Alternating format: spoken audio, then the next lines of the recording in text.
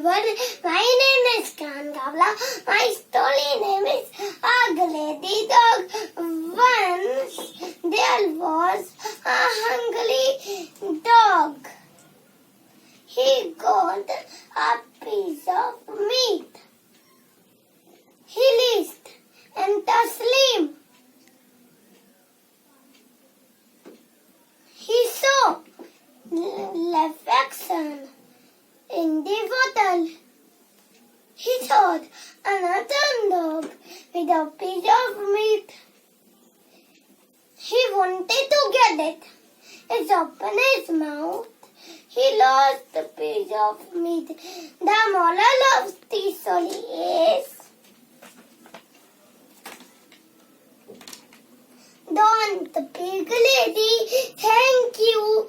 Bye-bye.